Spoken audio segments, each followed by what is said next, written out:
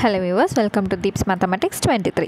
So இந்த வீடியோவில் GS Polity வந்து நம்ம படிச்சுட்ருக்கோம் இல்லைங்களா நம்மளோட பேட்சில். ஸோ அதில் 9th ஸ்டாண்டர்ட் 3வது லெசன் தான் நம்ம தெரிஞ்சுக்க போகிறோம் சிவிக்ஸ்லேருந்து. ஸோ லெசனோட பேர் வந்து பார்த்திங்கன்னா மனித உரிமைகள். ஸோ ஆல்ரெடி 2 லெசன் வந்து பார்த்திங்கனாலே 6th-லேருந்து 8th வரைக்கும் நம்ம என்ன படித்தோமோ அதை அப்படியே ஃபுல்லாக வந்து ரிப்பீட் ஆன மாதிரி தான் நம்ம படித்தோம் இல்லைங்களா. ஸோ இந்த லெசனும் அதே போல் தான் இருக்கும், கொஞ்சம் எக்ஸ்ட்ரா கண்டென்ட்ஸ் வந்து நம்ம தெரிஞ்சுக்கோம், அவ்வளோதான். ஓகேங்களா. ஸோ ரொம்பவே ஈஸியான லெசன், பார்க்க தான் வந்து 11 பக்கம் இருக்கே, ரொம்ப பெரிய லெசன் மாதிரி இருக்கேன்னு தோணும். ஆனால் ரொம்ப சிம்பிளான கண்டென்ட் தான் இருக்கும். மனித உரிமைகள் அப்படின்னா என்னதுங்க? மனிதர்களுக்கு, உலகத்தில் மனிதர்களாக பிறந்த அனைவருக்குமே அவங்களுக்கான ரைட்ஸ் வந்து அவங்களுக்கு கிடைக்கணும் அப்படிங்கிறதுக்காக ஐநா சபை உருவாக்கப்பட்டதான் உலகளாவிய மனித உரிமைகள் அப்படிங்கிறது. சரிங்களா. இதை பற்றி ஆல்ரெடி நம்ம சின்ன கிளாஸ்லேயே வந்து படித்தோம். ஸோ அதை கொஞ்சம் எக்ஸ்டெண்ட் பண்ணி இங்கே வந்து நம்ம தெரிஞ்சுக்கோம். ஸோ ஃபஸ்ட்டு என்னடா இது காந்தியோட சின்ன வயசு ஃபோட்டோ வந்து கொடுத்துருக்காங்க, அதுவும் ஃபோட்டோக்கு கீழே தென் ஆப்பிரிக்காவில் காந்தின்னு கொடுத்துருக்காங்களே அப்படின்ட்டு இருக்கு இல்லைங்களா. ஸோ காந்தி வாழ்க்கையில் நடந்த ஒரு சின்ன இன்சிடென்ட் வந்து இங்கே நமக்கு கொடுத்துருப்பாங்க. ஸோ அந்த சின்ன இன்சிடென்ட் தான் ரொம்ப பெரிய விஷயத்துக்கு வழிவகுத்திருக்கு. ஸோ என்னென்னு பார்த்தீங்கன்னா 1893 வருடம் ஜூன் மாதம் 7ஆம் தேதி காந்தி வந்து தென்னாப்பிரிக்காவில் இருக்கக்கூடிய பிரிடோரியா அப்படிங்கிற இடத்துக்கு ட்ரெயின் மூலமாக போயிட்டுருக்காரு. ஸோ அந்த ட்ரெயினில் அவர் வந்து ஃபர்ஸ்ட் கிளாஸ் டிக்கெட் வாங்கி தான் அவர் வந்து பயணம் செஞ்சிட்ருக்காரு. ஸோ அந்த ஏரியா மக்கள் வந்து என்னென்னா வெள்ளையர்கள் எல்லாம் சேர்ந்து என்ன பண்ணுறாங்க, கருப்பு நிறத்தில் இருக்கிறனால காந்தி என்ன பண்ணுறாங்க, நீ 3வது வகுப்பில் போய் உட்காரு, அதாவது 3வது பிரிவில் போய் உட்காரு அப்படின்னு சொல்லி ஆணையிடுறாங்க. அப்போ நீங்கள் யாருங்க இப்படிலாம் சொல்கிறதுக்கு, நான் வந்து ஃபஸ்ட் கிளாஸ் டிக்கெட் தான் எடுத்துகிட்டு வந்திருக்கேன், நான் ஏன் வந்து பின்னாடி 3rd கிளாஸ்க்கு போகணும் அப்படின்னு கேட்கும்போது ஓடுற ட்ரெயின்லேருந்து என்ன பண்ணியிருக்காங்க, காந்தியை வெளியே தள்ளி விட்டுருக்காங்க. சரிங்களா. ஸோ அந்த இடம், அந்த ஓடுற ட்ரெயின்லேருந்து தள்ளி விட்டாங்க இல்லைங்களா, அது எந்த ஸ்பாட் அப்படின்னு வந்து பார்த்திங்கன்னா பீட்டர்மாரிட்ஸ்பர்க் அப்படிங்கிற இடத்துல ஓடுற ட்ரெயின்லேருந்து தள்ளி விட்டுருக்காங்க. அப்போது தென்னாப்பிரிக்காவில் இந்த அளவுக்கு இன ஒடுக்கங்கள் வந்து நடந்துக்கிட்டு இருக்கு, அதாவது கலரை பேஸ் பண்ணி நீ கருப்பினமாக இருக்க அப்படின்னு சொல்லிட்டு நிறையா வந்து நடந்துகிட்ருக்கு, ஒடுக்குமுறை நடந்துகிட்ருக்குங்கிறனால காந்தி என்ன பண்ணுறாருன்னு பார்த்திங்கன்னா, நம்ம இங்கே தென்னாப்பிரிக்காவில் இருந்து அஹிம்சை முறையில் இந்த மக்களுக்காக நம்ம போராடியே தீரணும் அப்படின்னு சொல்லி முடிவெடுக்கிறாரு. ஸோ காந்தியோட சத்தியாகிரகம் எங்கே ஆரம்பிக்குது, தென்னாப்பிரிக்காவில் தான் ஆரம்பிக்குது. சரிங்களா. ஸோ அந்த பாயிண்ட்டுமே வந்து இங்கே கொடுத்துருப்பாங்க. காந்தியின் சத்தியாகிரகம் என்ற தனித்துவமான அமைதி வழி போராட்டம் எங்கே தொடங்குச்சு, முதலாக தென்னாப்பிரிக்காவில் தொடங்கியிருக்கு. ஸோ இன்றும் வந்து பார்த்திங்கன்னா அந்த இடத்துல காந்தி வந்து தள்ளிவிடப்பட்டார் இல்லைங்களா, பீட்டர்மாரிட்ஸ்பர்க் அப்படிங்கிற இடத்துல ஒரு கல்வெட்டு வந்து வச்சுருக்காங்க. அந்த டேட்டு முதற்கொண்டு போட்டு இந்த இடத்துல காந்தியை வந்து இந்த மாதிரி வந்து கலரை வச்சு ஒடுக்கி அவரை வந்து வெளியே பிடிச்சி தள்ளிவிட்டாங்க அப்படிங்கிற விஷயம் முதற்கொண்டு எல்லாமே அங்கே இருக்குது. சரிங்களா. சரி, இந்த ஒரு இன்சிடெண்ட் வந்து தெரிஞ்சுக்கலாம். இது ஐஎன்எம்லையும் நமக்கு வந்து தேவைப்படும், ஐஎன்எம்லுமே இந்த கருத்து வந்து நமக்கு தேவைப்படும். சரிங்க. அடுத்தது மனித உரிமைகள் என்றால் என்ன? ஸோ இதை பற்றி ஆல்ரெடி நம்ம அப்படியே படிச்சிருக்கோம், அந்த படித்த விஷயத்தை அப்படியே நமக்கு கொடுத்துருப்பாங்க.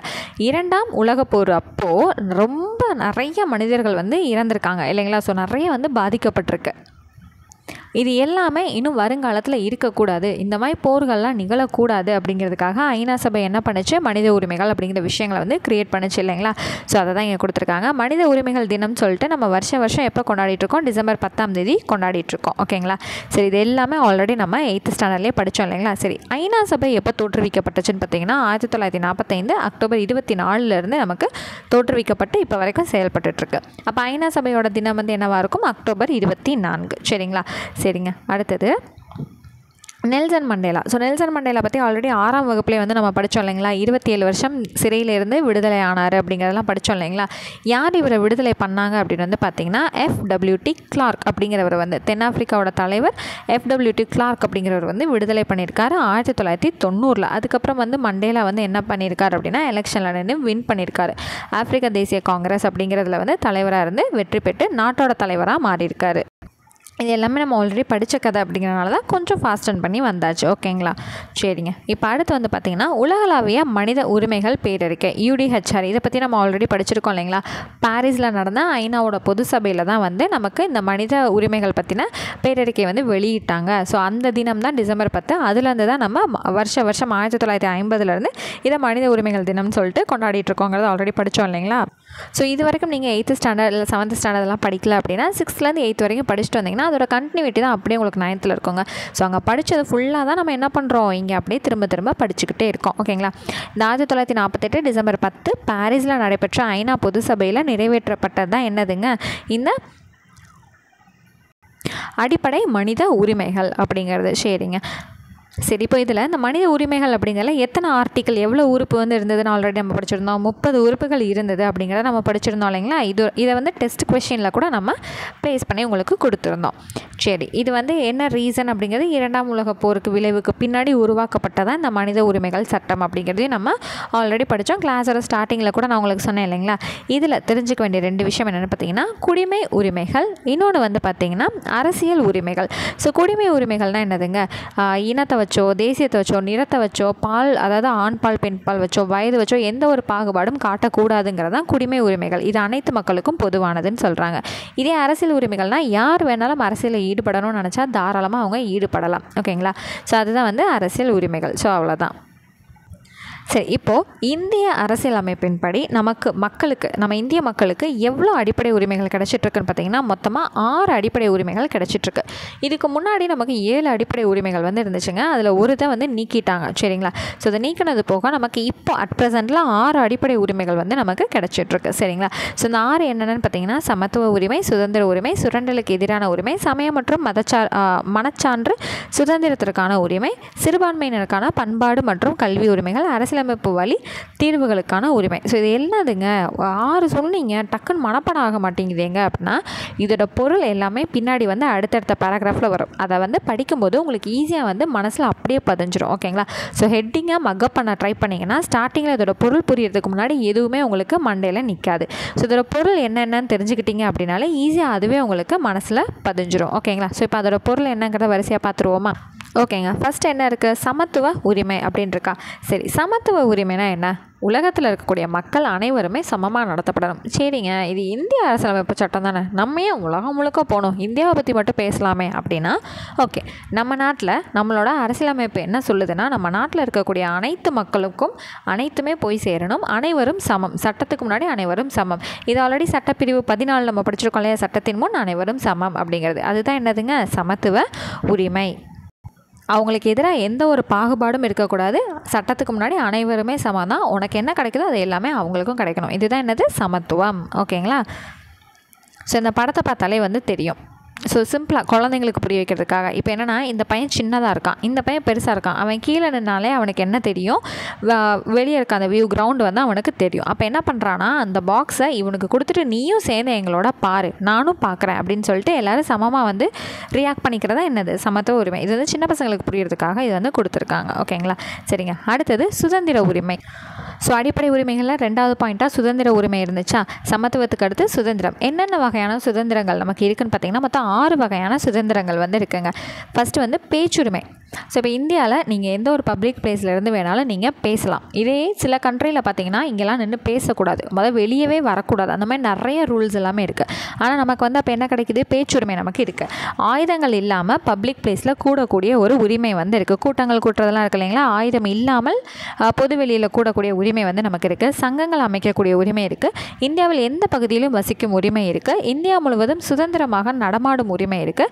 எந்த தொழில் வேணாலும் செய்யலாம், அதாவது கெட்டதாக இல்லாமல் நல்ல விஷயங்களுக்கு தகுந்த மாதிரியான எந்த தொழிலையும் வணிகத்தையும் நம்ம வந்து செய்யலாம். ஏங்க இதெல்லாம் ஒரு விஷயமா, ஜென்ரலாக நம்ம சொசைட்டியில் இருக்கிறது தானேங்க, எங்கே வேணாலும் வாழலாங்கிறதெல்லாம் ஒரு உரிமையாங்க அப்படின்னா. ஸோ இது வந்து நிறையா நாடுகளில் இதுவே நமக்கு இல்லை, நிறைய நாடுகளில் அந்த மக்களுக்கு நிறைய விஷயங்கள் இதில் இருக்கிறது வந்து மறுக்கப்பட்டுட்டு தான் இருக்குது. சரிங்களா. இப்போ லேடிஸ் வெளியே வராங்க அப்படின்னா அவங்க வந்து என்ன பண்ணணும், அவங்க ஃபேஸ் தெரியாமல் கவர் பண்ணிட்டு தான் வரணும். இல்லை லேடிஸ் வந்து வெளியே வந்து நின்று பேசக்கூடாது. இந்த மாதிரி நிறையா கண்ட்ரீஸில் வந்து இருக்குங்க. அப்போ இது எல்லாமே நமக்கு கிடைச்ச ஒரு உரிமை. அதுவும் எது, நம்மளோட அரசியலமைப்பு படி நமக்கு கிடைச்ச உரிமைகள். சரிங்களா. நம்ம என்ன நினைப்போம், ஜென்ரலாக நடக்கிறது தானே அப்படிங்கிற மாதிரி தான் இருக்கும். ஆனால் இது எல்லாமே நமக்கான உரிமைகள். சரிங்களா. அடுத்தது 3வது பாயிண்ட் என்னது, சுரண்டலுக்கு எதிரான உரிமை. ஸோ நம்ம என்ன நினைப்போம், சுரண்டலுக்கு எதிரான உரிமைனா யாராவது திருடிட்டு போகிறதா அப்படிங்கிற மாதிரி இருக்கும், யாராவது ஏமாற்றி வாங்குறதா அப்படிங்கிறது இருக்கும். இது வந்து என்னென்னு பார்த்தீங்கன்னா, இதுவும் ஒரு ஏமாத்து வேலை தான். ஆனால் சின்ன குழந்தைங்களை குழந்தை தொழிலாளர்களாக வந்து அமர்த்துறாங்க இல்லைங்களா, அவங்களோட வேலையை வந்து சுரண்டுறாங்க இல்லைங்களா, அதாவது அவங்களோட உழைப்பை சுரண்டிட்டு கம்மியான ஊதியம் கொடுக்கறது, இல்லை வந்து 18 வயசுக்கு கம்மியாக இருக்க குழந்தைகளை வந்து வேலைக்கு அமர்த்துறது, இது எல்லாமே என்னது, சுரண்டலுக்கு எதிரான உரிமைங்கிறதுல வரும். ஸோ சின்ன குழந்தைங்களை தொழிலாளர்கள் வந்து அவங்களோட லாபம் கருதி வேலையில் அமர்த்தக்கூடாது. அடுத்து வேறு யாரோ 18 வயசுக்கு மேலேயா இருக்கிறவங்களாவே இருந்தாலுமே அவங்க வேலைக்கு ஏற்ற ஊதியம் வந்து கொடுக்கணும். இல்லை அப்படின்னாலும் அதுவும் சுரண்டலுக்கு எதிரான உரிமையோட அடிப்படையில் தான் வரும். சரிங்களா. ஸோ 3 பாயிண்ட் பார்த்துட்டோமா. அடுத்தது 4வது பாயிண்ட், சமய சுதந்திரம் மற்றும் பகுத்தறிவுக்கான உரிமை. சமய சுதந்திரம் பகுத்தறிவுக்கான உரிமைனா, இப்போ நான் இருக்கேன் அப்படின்னா நான் இந்த மதத்தை தான் ஃபாலோ பண்ணணும், என்னை யாரும் கண்ட்ரோல் பண்ண முடியாது, நான் எந்த மதத்தை வேணாலும் ஃபாலோ பண்ணலாம். இப்போ நான் இந்த மதத்தில் இருக்கேன், அடுத்து எனக்கு வந்து இன்னொரு மதம் இன்ஸ்பயர் ஆகுதுன்னு சொல்லிட்டு நான் அங்கே வந்து போகிறேன், அடுத்து நான் அங்கே போகிறேன்னா அது என்னோட உரிமை, என்னோட விருப்பம், நான் எந்த மதத்தை வேணாலும் ஃபாலோ பண்ணலாம். ஆனால் நீ கட்டாயமாக இதில் தான் இருக்கணும்னு சொல்லிட்டு யாரும் என்ன தடை போடக்கூடாது. ஓகேங்களா? சரி, இப்போ ஒரு மதம் வச்சுருக்காங்க அப்படின்னா அந்த மதத்தை பரப்புறதுக்கும் இல்லை அந்த சமயத்தை பரப்புறதுக்கும் அவங்களுக்கான உரிமைகள் இருக்குது. அதுக்கான மானியங்களும் அரசுகள் வந்து கொடுத்துக்கிட்டு தான் இருக்குது. ஸோ இது வந்து அடுத்ததில் வந்து வருங்க, பண்பாட்டுக்குள்ளே வரும். ஸோ இதில் நீங்கள் குழப்பிக்காதீங்க. இப்போ சமயத்தை சுதந்திரமாக ஃபாலோ பண்ணலாம், யாரும் கண்ட்ரோல் பண்ண முடியாது. இது இதில் தெரிஞ்சுக்கிட்டிங்களா? அடுத்தது பண்பாடு மற்றும் கல்வி உரிமைகள். ஒரு சமயம் இருக்குது, அந்த சமயத்தை சார்ந்த நிறையா பண்பாடுகள் கல்விகள் எல்லாமே நிறையா இருக்குது. ஓகேங்களா? ஸோ அந்த சமயத்தை பேஸ் பண்ண ஸ்கூல்ஸ் எல்லாமே நிறையா இருக்குது இல்லைங்களா? அந்த மாதிரி தான். ஸோ வந்து நீ வந்து இதில் இருக்க, இந்த ஸ்கூலில் படிக்கிறேன்னா நீ இதை கட்டாயமாக நீ ஃபாலோ பண்ணணும், அந்த மாதிரிலாம் எதுவும் வந்து பண்ணக்கூடாது. யாருக்கு எந்த சமயத்தை ஃபாலோ பண்ணுறதாலும் ஃபாலோ பண்ணலாம், எந்த பண்பாட்டை வேணாலும் ஃபாலோ பண்ணலாம். அந்த பண்பாட்டில் இருக்கவங்க அதை வளர்ச்சி அடைய செய்யணும், நிர்வாகம் வைக்கிறாங்க அப்படின்னா தாராளமாக வைக்கலாம். அரசு அதுக்கு என்ன கொடுக்குது? மானியங்கள் வந்து கொடுத்துக்கிட்டு இருக்கு. சரிங்களா? ஓகேங்களா? ஸோ புரிஞ்சுதுங்களா? இது எல்லாமே நமக்கு இருக்கக்கூடிய அடிப்படை உரிமைகள். இன்னும் ஒரே ஒரு உரிமை மட்டும் இருக்குங்க, என்னென்னா அரசியலமைப்பு வழி தீர்வுகளுக்கான உரிமை. இப்போது இங்கே முன்னாடி பார்த்ததில் ஏதாவது நமக்கு மறுக்கப்படுது அப்படின்னா நம்ம எங்கே போய்ங்க இதுக்கான சொல்யூஷன் தேடுறது? யார் நமக்கு தீர்வு வழங்குவா அப்படின்னா நீதித்துறைக்கு போயிடணும். ஏங்க கோர்ட்டுக்கு வந்து போக சொல்கிறீங்க, நீதிமன்றத்துக்கு ஏன் போகணும்னு கேட்டிங்கன்னா, நம்மளோட இந்திய அரசியலமைப்போட பாதுகாவலனே யார் தான்? நம்மளோட நாட்டில் இருக்கக்கூடிய நீதிமன்றங்கள் தான். அப்படிங்கிறது சின்ன கிளாஸ்லேயே நம்ம படிச்சிருக்கோம் இல்லைங்களா? அப்போது இங்கே இருக்கக்கூடிய ஒரு உரிமை நமக்கு ஏதாவது மறுக்கப்படுதுன்னா நம்ம ஸ்ட்ரெயிட்டாக எங்கே போகலாம்? நீதிமன்றத்துக்கு போய் வழக்கு தொடுத்து நமக்கான நீதியை வாங்கிக்கலாம். ஸோ அதுக்கு பேர் தான் என்னன்னு சொல்லுவாங்கன்னா நீதி பேராணை அப்படிங்கிறத சொல்லுவாங்க. சரிங்களா? ஸோ இதெல்லாமே முடிஞ்சிருச்சா? சரி, இதுக்கு முன்னாடி ஒரு பாக்ஸ் இருந்துச்சு, மனித உரிமைகளுக்கும் அடிப்படை உரிமைகளுக்கும் என்ன வேறுபாடுகள் இருக்குன்னு பார்ப்போமா? மனித உரிமைகள்ங்கிறது இந்த ஐநா சபையில் வந்து நிறைய கண்ட்ரிஸ் வந்து ஜாயின் பண்ணியிருப்பாங்க இல்லைங்களா? ஐநா சபைங்கிறது ஒரு குரூப் மாதிரி தான். அந்த குரூப்பில் நிறைய கண்ட்ரிஸ் இருப்பாங்க. ஓகேங்களா? ஸோ ஐநா சபையில் சேராத நாடுகளும் வந்து சிலது இருக்குது. அப்போ இந்த ஐநா சபைங்கிறது எதுக்கு பொதுவானது? உலக மக்கள் அனைவருக்கும் பொதுவானது, உலக நாடுகள் அனைத்துக்கும் பொதுவானது. அப்போ இது போடுறது வந்து உலகளாவிய மக்களுக்கு. அடிப்படை உரிமைகள்ங்கிறது பர்டிகுலர் நாடு அவங்க நாட்டு மக்களுக்காக கொடுக்கக்கூடியது. ஸோ வித்தியாசம் புரியுதுங்களா? சரி, இப்போ இவங்க கொடுக்குறது சுதந்திரம் வந்து என்னது? உலக மக்கள் அனைவருக்கும் இருக்கணும் அப்படிங்கிறது. அப்போ அடிப்படை உரிமையில் வரும்போது அந்த நாடு அந்த நாட்டு மக்களுக்காக அவங்க சட்டத்தை யூஸ் பண்ணி கொடுக்கக்கூடியது. ஓகேங்களா? ஸோ டிஃப்ரென்ஸ் புரிஞ்சுதுங்களா? அவ்வளோதாங்க. ஸோ அவ்வளோதான், இது முடிஞ்சிருச்சா? ஸோ அடுத்து வந்து போயிடுவோமா? அடிப்படை கடமைகள். இவ்வளோ நேரம் அடிப்படை உரிமைகளை பற்றி பார்த்தோம். இப்போ நமக்கு நம்ம நாட்டிலேருந்து கிடைக்க வேண்டிய உரிமையை பார்த்தோம். நம்ம நாட்டுக்கு செய்ய வேண்டிய கடமைன்னு இருக்கும் இல்லையா? நாடு நமக்கு செஞ்சிச்சு, நம்ம இந்த நாட்டுக்கு என்ன செய்யணும் அப்படிங்கிறது தான் இந்த அடிப்படை கடமைகள். ஆரம்பத்தில் இந்த ஜனவரி 26, 1950 இந்திய அரசியலமைப்பு சட்டம் வந்து நடைமுறைக்கு வந்த டைமில் அடிப்படை கடமைகள் வந்து இதில் கிடையாது. அப்போ எப்போங்க உள்ளுக்குள்ளே வந்துச்சு அப்படின்னு கேட்டிங்கன்னா 42வது சட்ட திருத்தம் வந்து செஞ்சப்போ 1976 வருடம் 42வது சட்ட திருத்தத்தின் அப்படி நமக்கு அடிப்படை கடமைகள் வந்து உள்ளே கொண்டு வந்து சேர்க்குறாங்க. எப்படி குடியுரிமையை கொண்டு வந்தாங்களோ அதே போல் அடிப்படை கடமைகளையும் உள்ளே கொண்டு வராங்க. மொத்தமாக எத்தனை அடிப்படை கடமைகள்னால் 11 கடமைகள் வந்து நமக்கு இருக்குது. என்னென்னா நம்மளோட தேசிய பொதுச்சொத்தை வந்து காப்பாற்றணும், தேசிய கொடி தேசிய கீதத்துக்கு வந்து மரியாதை செலுத்தணும், அந்த மாதிரி வந்து ஒரு 11 விஷயங்கள் வந்து கொடுத்துருக்காங்க. ஜஸ்ட் வந்து ஃபுல்லாக ரீட் பண்ணி தெரிஞ்சுக்கோங்க. ஓகேங்களா? சரி, அடுத்து வந்து பார்த்திங்கன்னா இந்த பாக்ஸ் நம்ம ஆல்ரெடி சின்ன கிளாஸ்லேயே நம்ம படிச்சிருக்கோம். மூத்த குடிமக்கள் மற்றும் பெற்றோர் நலன்கள் பராமரிப்பு சட்டம். இது எப்போ வந்துச்சு? 2007 வருடம் நமக்கு சட்டமாகவே கொண்டு வந்தாங்க. மூத்த குடிமக்களையும் நம்மளோட பெற்றோரையும் நம்ம தான் பாதுகாக்கணும் அப்படிங்கிற சட்டத்தை 2007 வருடம் சட்டமாகவே இயற்றினாங்க. சரிங்களா? இது நம்ம ஆல்ரெடி சின்ன கிளாஸ்லேயும் படிச்சிருக்கோம், இருந்தாலும் இங்கேயும் மனப்பாடம் பண்ணிக்கணும். ஓகேங்களா? சரிங்க, அடுத்த பேஜ். ஸோ இங்கே இருக்கக்கூடிய கண்டென்ட்டும் நம்ம ஆல்ரெடி படித்தது தான். நம்ம சின்ன கிளாஸ்லேயே படித்தோம் இல்லைங்களா? மனித உரிமைகள்ங்கிற பாடத்திலேயே national human rights commission, state human rights commission, அதாவது இந்திய தேசியத்தோட மனித உரிமைகள் ஆணையம், மாநில மனித உரிமைகள் ஆணையம் எல்லாமே படித்தோம் இல்லைங்களா? தலைவர் ஒருத்தர் இருப்பார், உறுப்பினர் 2 பேர், மொத்தத்துக்கே 3 பேர் இருப்பாங்க. அப்படிங்கிறதெல்லாம் நம்ம படித்தோமா? எப்போ ஆரம்பிக்கப்பட்டுச்சுங்கிறது எல்லாமே படித்தோம் இல்லைங்களா? ஸோ பார்த்தீங்களா, நான் எதனால் நம்ம 10th 70% கேள்விகள் கேட்கப்படுறதாவே இருந்தாலும் நம்ம 6ஆம் வகுப்புலேருந்தே வரலாம், நான் ஏன் உங்களுக்கு முன்னாடியே சொன்னேங்கிறது புரியுதுங்களா? ஸோ 6th நம்ம என்னென்ன படித்தோமோ அதே தான் அடுத்தடுத்த வகுப்புகளுக்கும் நமக்கு வந்துக்கிட்டு இருக்கு. அப்போ நம்ம அந்த கான்செப்டில் நம்ம ஈஸியாக ஸ்ட்ராங்காக நம்ம கால் வச்சு வந்துக்கிட்டு இருக்கோம் இல்லைங்களா? சரிங்க. இப்போ மனித உரிமைகள் பாதுகாப்பு சட்டம் வந்து இந்தியாவில் நம்ம எப்போ தொடங்கியிருக்காங்க அப்படின்னு பார்த்தீங்கன்னா, நேஷ்னல் ஹியூமன் ரைட்ஸ் கமிஷன்னு சொல்லிட்டு 1993 அக்டோபர் 12ஆம் நாள் வந்து ஓப்பன் பண்ணியிருக்காங்க. சரிங்களா. இதில் ஒரு தலைவர், சில உறுப்பினர்கள் வந்து இருப்பாங்க அப்படிங்கிறது கொடுத்துருக்காங்க. அவ்வளோதான். மற்றபடி எல்லாமே வந்து நம்ம ஆல்ரெடி படித்தது தான். ஸோ அடுத்து அப்படியே வந்திங்கன்னா, மாநில மனித உரிமைகள் ஆணையம் தமிழ்நாட்டில் எப்போ வந்து ஸ்டார்ட் பண்ணாங்க அப்படிங்கிற விஷயங்கள் எல்லாமே நம்ம சின்ன கிளாஸில் வந்து நம்ம படித்தோம். சரி, இப்போ இங்கே என்ன சொல்லியிருக்காங்க, 1993 வந்து இதுவும் வந்து ஆரம்பிச்சிருக்காங்க அப்படிங்கிற விஷயத்தை இங்கே கொடுத்துருக்காங்க. இங்கே என்னது, ஒரு தலைவர், அதுக்கப்புறம் 2 உறுப்பினர்கள் இருக்கிறதா இங்கே வந்து தெரியப்படுத்தியிருக்காங்க. சரிங்களா. சரி, இப்போது இன்னொரு விஷயம் நம்ம ஏற்கனவே படித்தது தான். இப்போ மத்திய அரசு இந்த தேசிய கமிஷன் இருக்குது இல்லைங்களா, இவங்க என்ன பண்ணுவாங்க, மத்திய பட்டியலில் இருக்கக்கூடிய வேலைகளை இவங்க பார்ப்பாங்க. மாநிலம் என்ன பண்ணும், மாநில பட்டியலில் இருக்கக்கூடிய வேலைகளை மாநிலம் பார்க்கும். பொது பட்டியலுங்கிறது மத்தியத்துக்கும் மாநிலத்துக்கும் பொதுவான வேலைகளை 2 பேருமே பங்கிட்டு செய்வாங்க. அவ்வளோதான். இதை பற்றி தான் இங்கே வந்து எக்ஸ்பிளைன் பண்ணியிருப்பாங்க. இதுக்கப்புறம் நீங்கள் ஜஸ்ட் இந்த பேராகிராஃப் ஃபுல்லாக நீங்கள் ரீட் பண்ணிங்கனாலே கண்டென்ட் இது தானா, இதை தான் திரும்ப திரும்ப கொடுத்துருக்காங்களா அப்படிங்கிறது உங்களுக்கே தெரியும். அடுத்தது குழந்தைகளுக்கான உரிமைகள். 18 வயசு வரைக்கும் இருக்கிறவங்கள என்னன்னு வந்து சொல்கிறாங்க, குழந்தைகள் அப்படிங்கிறத சொல்கிறாங்க. சரிங்களா. அவங்களுக்கான உரிமைகள் என்னங்கிறதையும் ஆல்ரெடி நம்ம முன்னாடி இருந்தே படிச்சுட்டு தான் இருக்கோம். அதே தான் இங்கே ஃபுல்லாக நமக்கு ரிப்பீட் ஆகுது. ஸோ இந்த மனித உரிமைகள் ஐநா ஏற்படுத்தினா மனித உரிமைகளோட அடிப்படையில் குழந்தைகளுக்கான உரிமைகள் வந்து பிரிவு 25 இருக்குது. மொத்தமாக 30 சட்டப்பிரிவு அங்கே இருந்துச்சு. அதில் பிரிவு 25 குழந்தைகளுக்கான விஷயங்கள் வந்து அடங்கியிருக்கு. சரிங்களா. சரி, இது வந்து ஐநா சபை 1989ஆம் ஆண்டு நவம்பர் 20 இது நமக்கு கொண்டு வரப்பட்டிருக்கு. சரிங்களா. ஸோ வந்து கரெக்டாக வந்து வாழ்வதற்கான உரிமைகள், குடும்ப சூழலுக்கான உரிமை, கல்விக்கான உரிமைன்னு சொல்லிட்டு சில உரிமைகள் வந்து கொடுத்துருக்காங்க. ஜஸ்ட் ரீட் பண்ணி தெரிஞ்சுக்கோங்க, போதுமானது. மனப்பாடம் பண்ணணும்லாம் அவசியம் இல்லை. இப்போ வாழ்வதற்கான உரிமைனா ஜென்ரலாக குழந்தை வந்து ஒரு சொசைட்டியில் வாழ்கிறதுக்கான உரிமை அதுக்கு இருக்கணும்.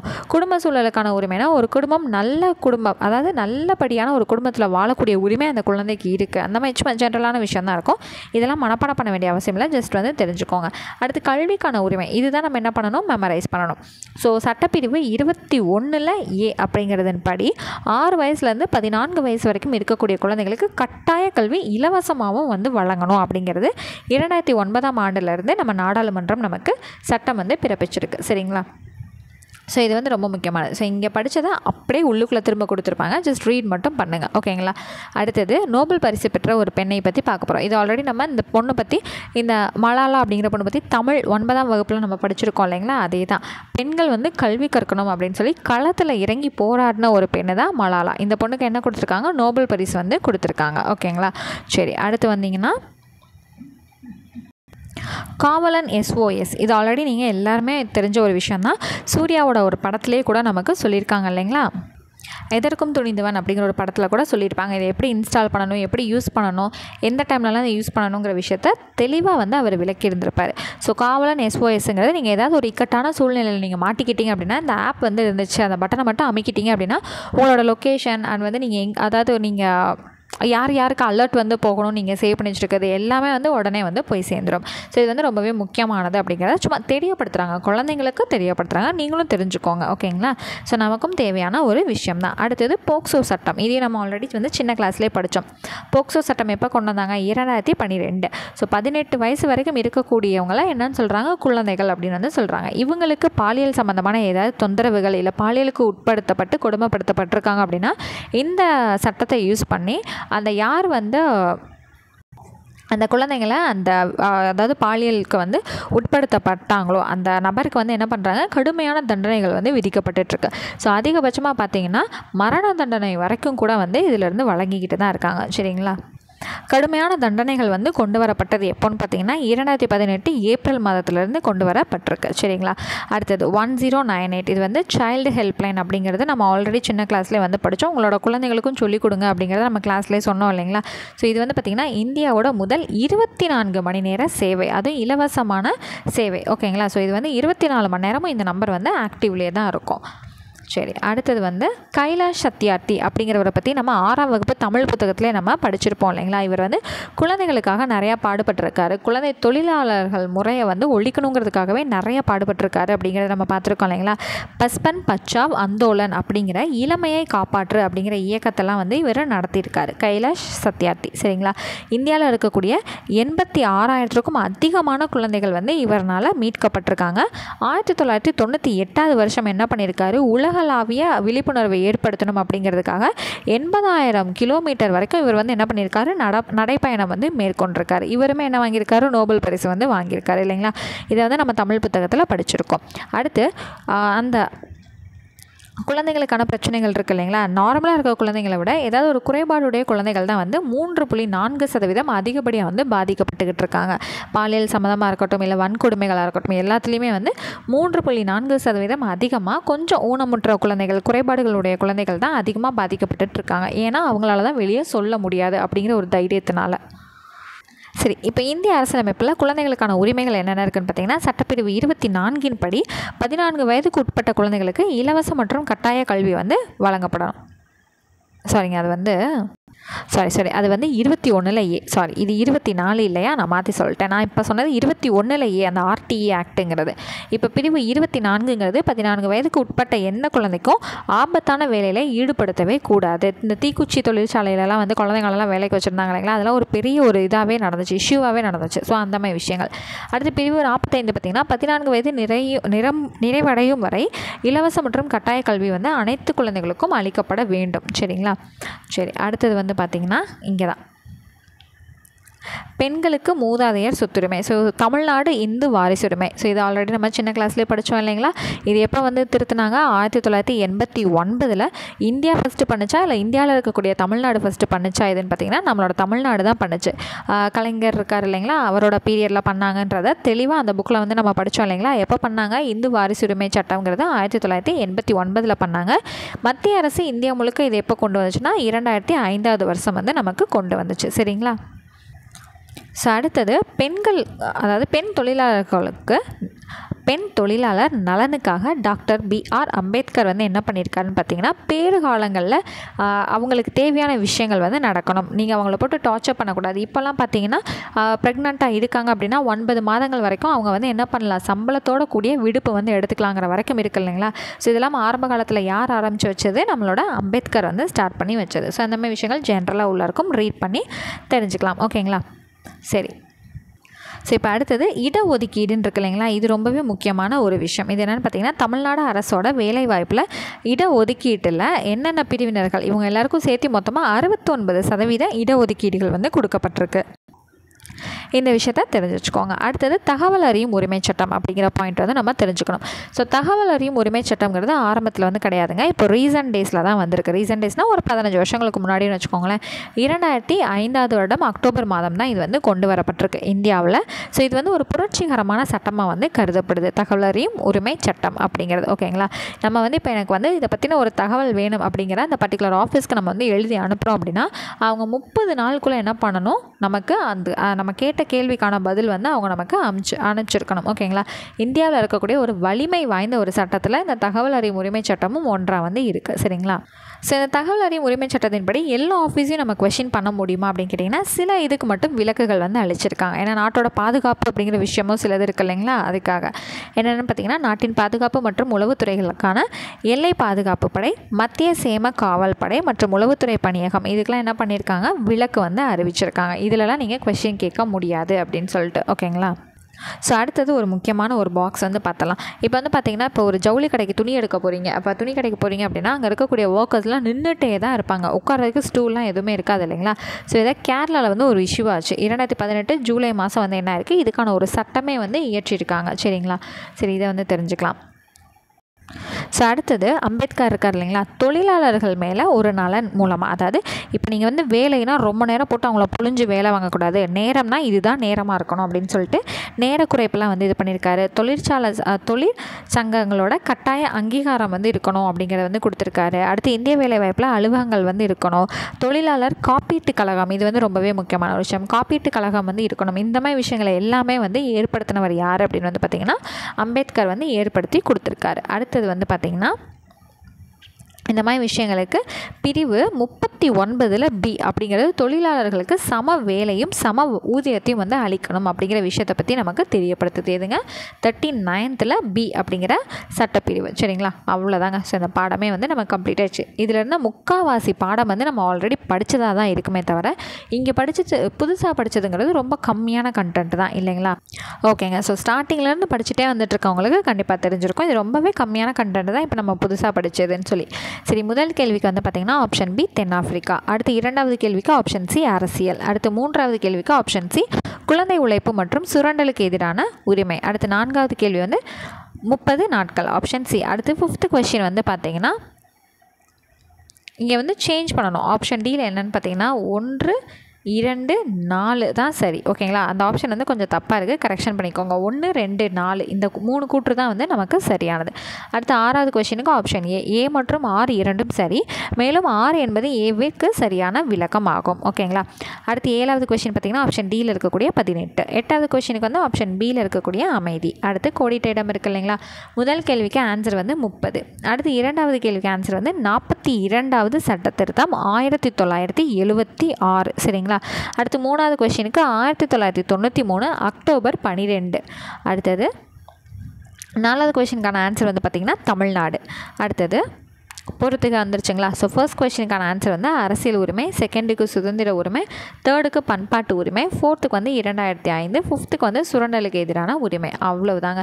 ஸோ புக் பேக்ஸும் பார்த்துறோம், புக் இன்டீரியரும் நம்ம கம்ப்ளீட்டாக பார்த்துறோம். ஸோ நெக்ஸ்ட் கிளாஸில் நான் உங்களை மீட் பண்ணுறேன். அண்ட் அதுக்கு முன்னாடி உங்களுக்கு நம்மளோட ஜிஎஸ் பேட்சில் வந்து ஜாயின் பண்ணணுங்கிற விருப்பம் இருந்துச்சுன்னா தாராளமாக டிஸ்கிரிப்ஷனில் இருக்கக்கூடிய வாட்ஸ்அப் நம்பர் எடுத்து டெக்ஸ்ட் பண்ணி டீட்டெயில்ஸ் கேட்டு நீங்களும் ஜாயின் பண்ணிக்கலாம். ஓகேங்களா. ஸோ நெக்ஸ்ட் கிளாஸில் மீட் பண்ணுறேன். தேங்க்யூ.